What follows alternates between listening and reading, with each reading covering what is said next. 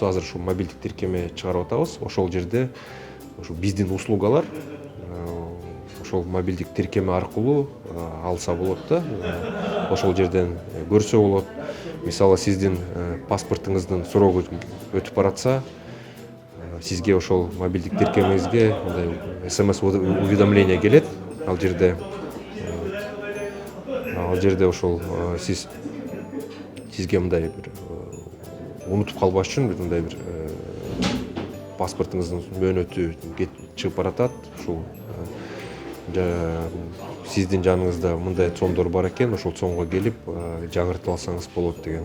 Бул жерде паспорт ушундай уведомлениялар келет. Бул жерде сиздин мисалы айдоочу болсоңуз, ошол сизге сиздин штрафыңыз келет. Ошол жерге мындай уведомление болуп, сиз мынчасында, саат мынчада бул жерден эреже бузгансыз, сизге ошон үчүн штраф жазылды деп.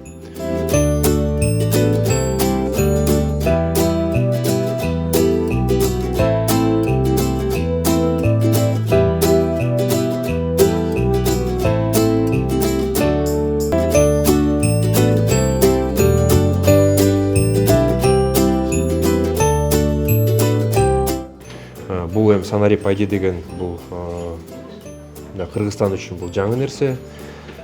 Бул жерде биз ушул жана государство как платформа деген ушул да.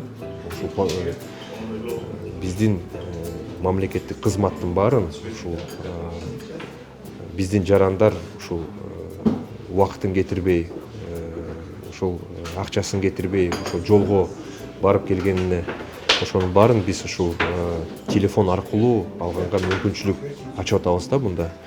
Эми бул жерде Санарип ID'де бизде ушул мамлекеттик услугаларды биз ушу электрондук түрдө бере алабыз. Экинчиден бул жана интернет банкинг деп коет.